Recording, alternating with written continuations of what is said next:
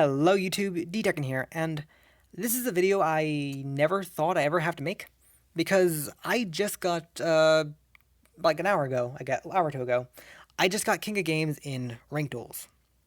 So, typically speaking, I never go for King of Games in Ranked Duels because, honestly, I don't think it's ever actually worth it. And not to catch me wrong, like, 200 gems that you get from going into King Games is very nice. The problem I have with King Games is the amount of stress and anxiety that comes from just constantly constantly dueling a lot of high skill players that, and especially in like Legend 5. When you get to Legend 5, you need 5 straight wins in a row in order to get King of Games. That is absolutely ridiculous because you can easily get a matchup that's completely turns your deck off, or you get like bad RNG, and it's very easy to like lose that streak right there, and you're stuck in Legend 5 and forever, like getting 4 wins, losing, and then going back to needing more wins. The amount of stress and anxiety that comes with it is, in my opinion, not worth it. Not to mention, when you get King of Games, you can only go down 7 ranks. So you'll only go down to Platinum 6, and you can't go down to Platinum 6. So anything below Platinum 6, you don't get the rewards for. You can't get you can't get like the rank up rewards for. So again, I never think it's worth it. What I typically do is I usually do hit Legend eventually, but I make sure I go back down to Legend 1 by the end of the season so that I can go back down to Platinum 1 and then work my way back up so that near the end of the season I'm back in Legendary 1 and then go back down and then just repeat. Like, I think that keeps my sanity a bit more.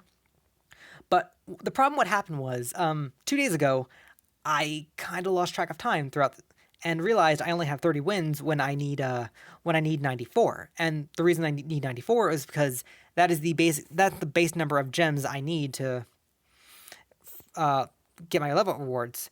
Because like I don't normally go for 100 to get the ultra rare ticket because I have every card for the ultra rare in the ultra rare ticket, and I don't go for the 120 because to get the extra 30 gems, because that seems a bit excessive. I just go for 94, and I was kind of at 30. So so I got 5 wins, and then I was going to play a bunch yesterday, or 2 days ago now. It's kind of after midnight.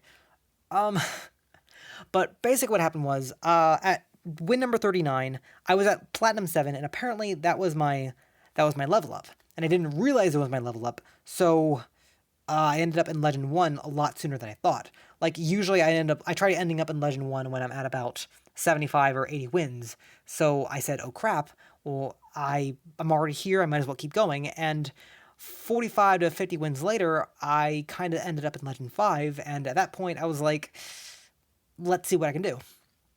So from there, I went up and down, left and right, won a bunch, lost a bunch, and ended up with 5 random wins in a row to get King of Games.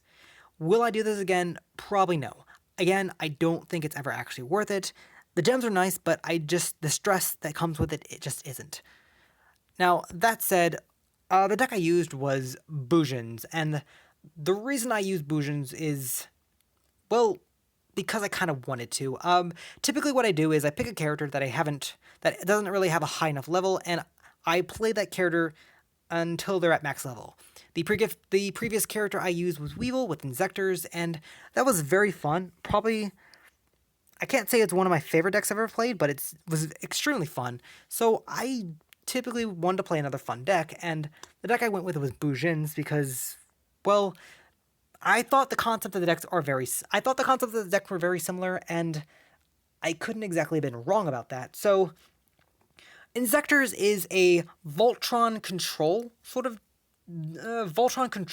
deck, if that makes any sense. Like, you can you power up your small Insectors to be able to pop things your opponent controls, to be able to attack your opponent directly. You do a bunch of things with Insectors, and you win like that. Bujin doesn't do that. Bujin is a boss monster toolbox sort of deck where you make one monster and you make that monster work. And that monster is your center focus of of all your other strategies.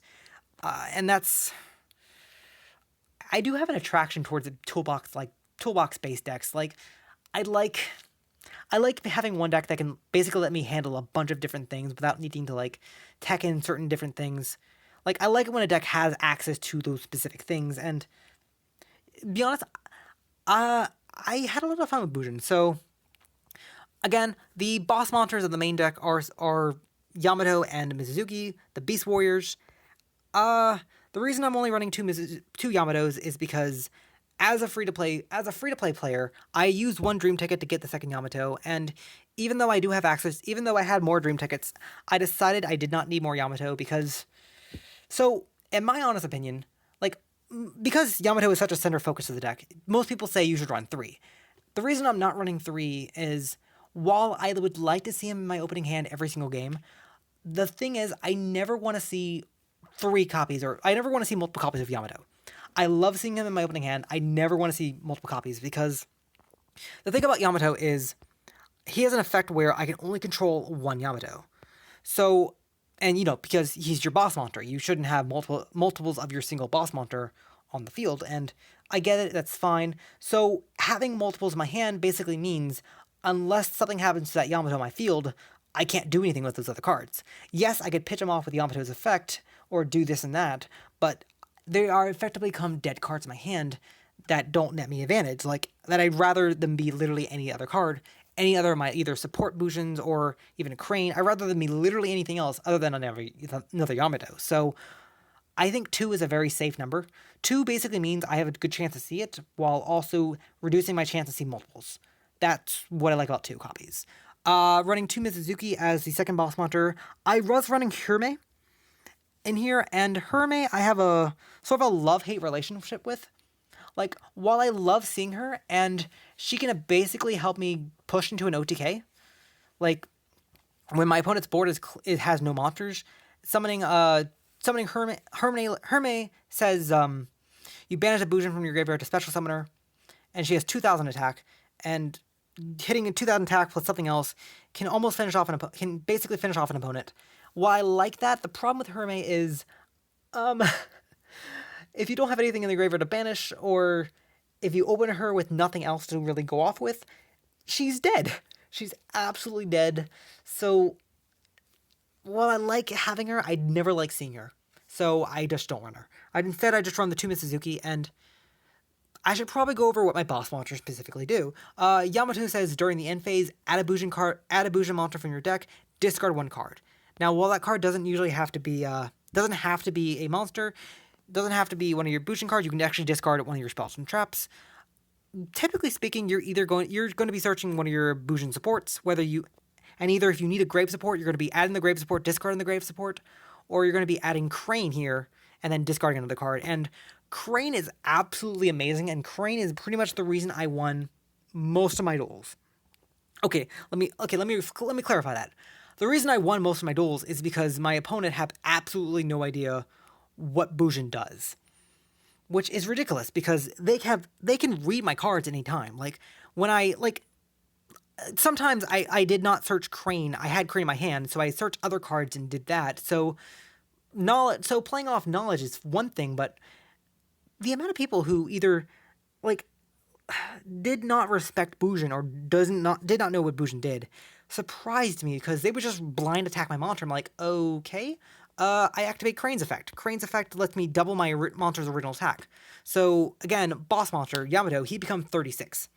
36 gets over pretty much almost anything. It gets over Blue Eyes, it gets over Dark Magician, it gets over almost any big monster, and it just kills them. And then, again, Yamato and Mizuzuki have 18 and 19 respectively. That's pretty big. Bang, bang, a lot of damage, I win. Like, very, very straightforward. Do I need 3 Cranes? If I wanted a 3rd Crane, I would have to spend another ticket, and I think 2 Crane is fine. Like, it's the same concept with Yamato. I would love to see it almost every hand, but the problem is, there were definitely games where I opened, 2 Cranes and a Senyu. And Senyu is one of my grave effects, and I can't do anything with that. So, this deck is very easy to break, and it's very easy to get, a Monster Mash hand. But typically when you have a Monster Mash hand, if you opened either Yamato, Mizuzuki, or even Bujingi Fox, you can make it work. So, also talking about the supports, Hair is a grave support. While it's in the grave, you can banish it at any time to give one of your monsters a single protection for the turn. Quilliton lets you banish it to pop a face-up card, which, if you're dealing with Blue Eyes, you can banish it to pop a Blue Eyes and attack directly. Sinew is basically your grave crane, where you ban it, where when you attack with one of your boss monsters, Bujin boss monsters, this monster basically says you win that battle. You win that battle and you deal basically and then you deal half the damage of whatever your monster's attack is. So you win the battle and then you deal 900. You win the battle, deal 950, or one of the extra cards. Turtle basically lets you protect you from targeting, which is great against Karma Cut. It's great against Alternative White. Alternative White targets your card. You banish Turtle. You negate the effect. And then, because the effect negated, if he swings at you, you got Crane or Senyu, you just kill it, and then you just you push more damage. And then there's Fox. Oh my gosh. This card is the reason I won majority of my games. Single-handedly. If my opponent did not respect what Bujin did, this Fox saved me in every other game instance. What Fox does is, when he's in the graveyard, you can pitch a Bujin monster from your hand, and you just take no battle damage for the rest of the turn. You can do this during either player's turn, and Fox basically lets you. Fox does so much. Oh my gosh! So Fox either lets you get your grave effects into the grave immediately, so that you can immediately use them if they're stuck in your hand, or he basically protects you from like an OTK push. Like, okay, I'm gonna be honest. The main win con of this deck is an FTK OTK push. That is the main win con of this deck. But Fox basically says it stops your opponent from doing their own OTK push. Like 80% of the games I faced against were pretty much blue eyes, and for the most part, they basically had like 3 big beaters on the board, and they try to beat me down. That's how my opponent tried to win. Fox basically said no. I survive the turn, and the amount of like stress relief that is, because again, I mentioned the reason I don't do King of Games often is because of the amount of stress and anxiety that comes with it. Fox basically said I did not have to care. Like, and also like there were times where again Sinew was in my hand, for example, and Sinew is again the grave monster that says I basically win the battle. He was stuck in my hand, so my opponent attacked. I activated Fox, it discards Sinew, and then Sinew said I win. Like I win the battle, and then I poke you for game. Like, the amount of toolbox and versatility this deck has is really surprising and really, really great. But also, Bujin Key Fox also let me set up Bujin Carnation, and Bujin Carnation, as the only Bujin spell I'm running, is really great. What it does is, when you have no monsters and your opponent has a monster, which is majority of the time, but what you do is you revive a Bujin from your grave, you revive a banished Bujin, but you can then only XC summon either Diamond Dyer or a Bujin boss monster. That's basically what it does. And it's really great to help get back like that Sinew that you use for battle, or that Quilliton. But if you kind of need it to like go into a big push, you can on your turn you can blind use Fox to discard a Bujin out of your hand, to then activate Carnation, to then get 2 monsters on your field to immediately XC summon. And as crazy as that is, that won me a lot of games. Like, no joke, because while Yamato and Mizuzuki are the main deck boss monsters, the extra deck boss monster is by far Susanoo, and Susanoo's effect is essentially this card can attack every monster your opponent controls, which means you have a way to spread out your damage pretty evenly, and it also has the effect where you can detach material and basically add either add a Bujin to your hand or one of the grave effects to the graveyard. So again, this deck is boss monster toolbox. And that is the ultimate toolbox effect, where if I needed to get like a Quilliton to pop an opponent's monster, I got it. If I need to like ensure myself to win a battle, I can send Senyu. But 9 times out of 10, the card I went was Crane, because again, when it battles an opponent's monster, Crane will just double the original attack. So even if my opponent has something that's making my monster 0 attack, like a Wall Disruption or a Forbidden Lance, or just something that's going to make my monster have less attack, Crane just basically says my monster will always have that 48 attack when it battles. And 4800 attack against anything below 800 is a direct OTK. That is 4,000. That's at least 4,000 damage. That is an instant win. So, and and that's really great against let's say a Blue Eyes player that normal summons Sage to add their to add the Ancient Stone, and then Cards of Consonance the Ancient Stone to draw 2 cards, and then end phase summon a Blue Eyes. Well, they still have a 0 attack monster on their field, so you go into Susanoo, and Susanoo basically says 48 to the face, and then I win. Like, I can't stress that. Like, that is absolutely crazy that you can just straight do that. And I got let's try hurrying up because apparently I have 50% battery left on my phone because I've been playing dueling for too long. But nevertheless, very crazy. As for the rest of the cards, Lance is here to sort of protect myself from Raigeki Break and Karma Cut because it'll make my monster immune. It's also really good to like stop that random like fusion player. Like I did face some like Cyber Dragon. I did face some the occasional like, oh gosh, what is it? Buster Blader. I did face the occasional Buster Blader. Dropping the Forbidden Lance on the Welsh that's currently on the field, or even the or one of the Proto Cyber Dragons basically forces the opponent to use resources they don't need to. It forces the opponent to fusion summon with resources they may not want to use. So it's really great. And also, once again, because Crane doubles the original attack, if your opponent happens to try Karma Cutting either Yamato or Susanoo, you can Forbidden Lance it, and even though it's dropping the attack by 800 right now, Crane just doesn't care. Crane will immediately bump it back up to 48 when you attack, and you just win the battle. Or even Sinew, Sinew is an automatic win. Coupling Cyclone, I'm also running only one of because, well, I only own one copy. And nevertheless, I do like it. I do go back and forth whether I want one copy of Coupling Cyclone or if I want Galaxy Cyclone. Both are great. I do like the versatility that comes with Cosmic Cyclone just because like being able to immediately use it to like knock out that set Karma Cut, or being able to set it and then your opponent sets 1 card back row, you can immediately just get rid of that 1 card back row just to ensure your next turn and make sure they don't get their card play.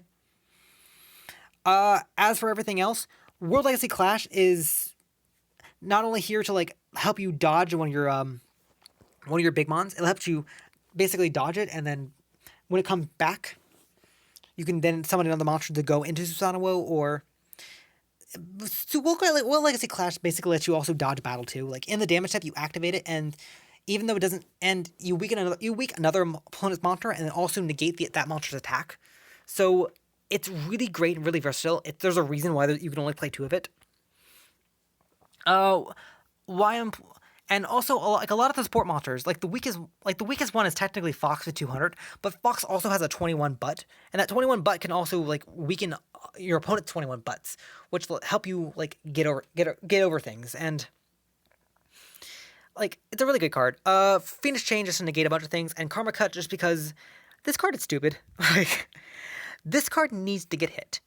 Like, as oppressive as Blue Eyes is and annoying as it is to play against, one of the big reasons why why Blue Eyes is so annoying is because of turn 1 Karma Cut. Like turn 1 Karma Cut into Ancient Stone, into like Spirit to blow up to get rid of your back row and to make sure you can't have a play.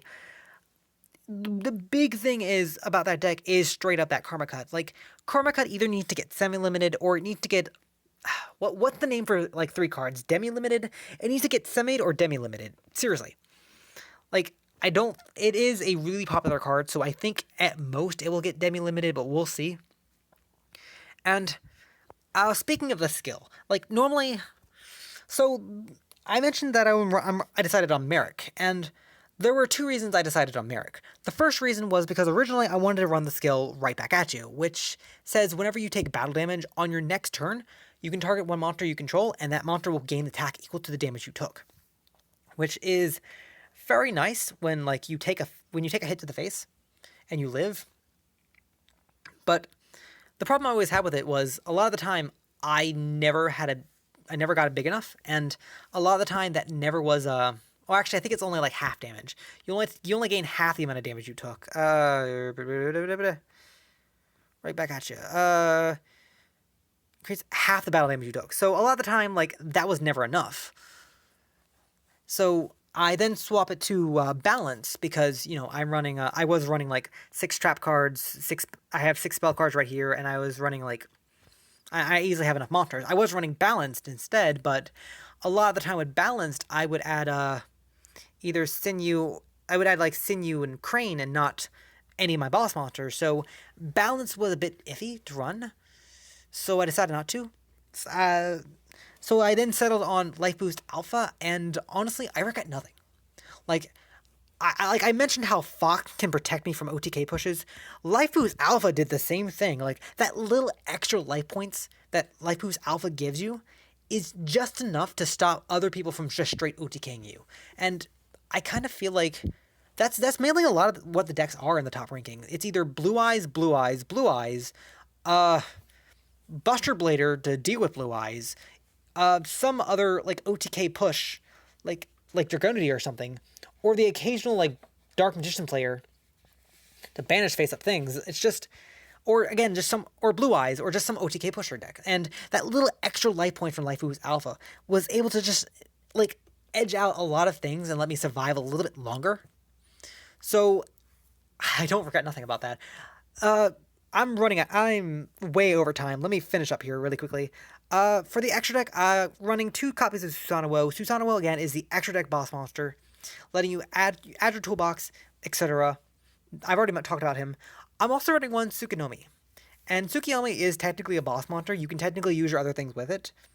But the really great thing about Tsukuyomi is, well, okay, so even though I could run 2, the really great thing about Tsukuyomi is, you can pitch you detach a material, you pitch your entire hand, and then you draw 2 extra cards. So Tsukuyomi lets you dig through your deck a lot more when you need to. Like you can like if you have a lot of your grave support in your hand, you discard it, you add, and you get extra resources in your hand as well. Sometimes that's a Phoenix Chain, sometimes that's other things, but Tsukuyomi not only lets you dig through your deck, but in situations where you go off a Bujin Carnation, and you can't Susanoo won't let you enable the win.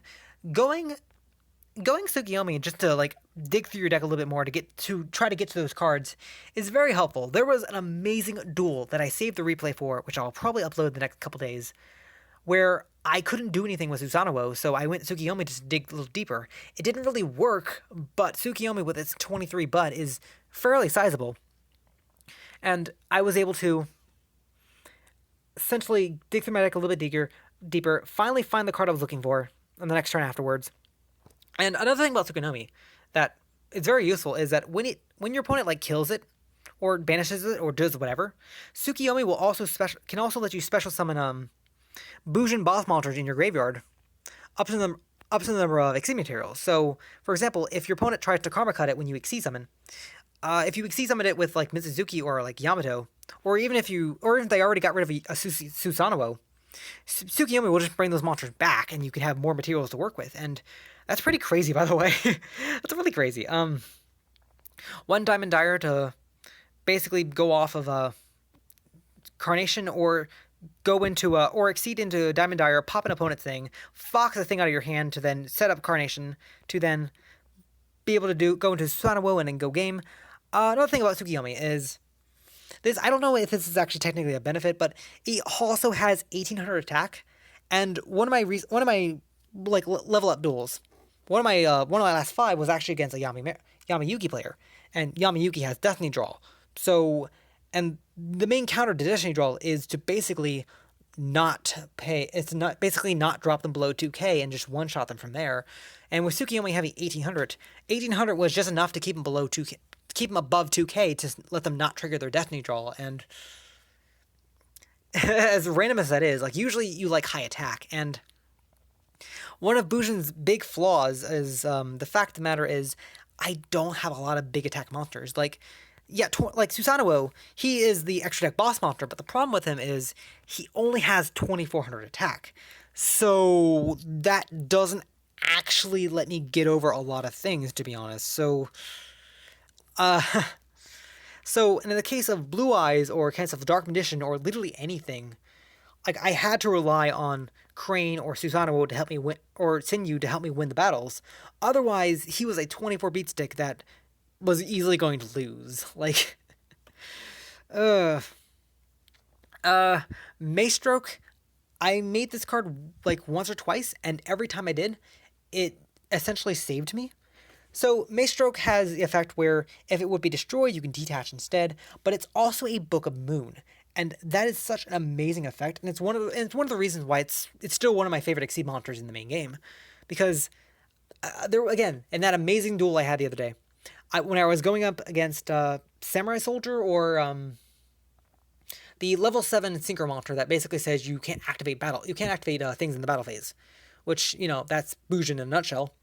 I was able to go into Maestroke, set the thing, and it has 1400 defense, so Maestroke was able to set it, and then I was able to just straight run over it. So that was great. And Cowboy, I made Cowboy once, and the one time I made it, I won. Because just to the disrespectful 400 damage to win. So definitely had it. And then Omega, and then Desigma.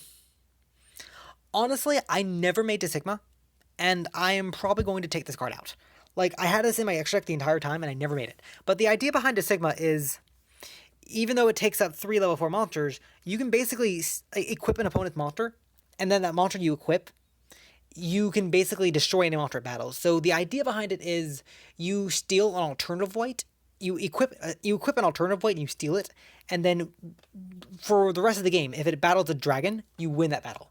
And that's kind of the idea behind Desigma, but the problem is, again, I never made it, and Bujin Carnation locks me into Beast, Beast Warriors, Beast and Beast Warriors, and because Desigma is Fairy, I never could make it. So I'm probably going to replace this. Desigma is not going to stay in the extra deck. I kind of want to run Omega, like Constellar Omega. It's also a Beast Warrior, and its effect is you can detach to protect it from spells and traps, so it's a great card to bait out like a lot of big back row, like Karma Cut and whatnot.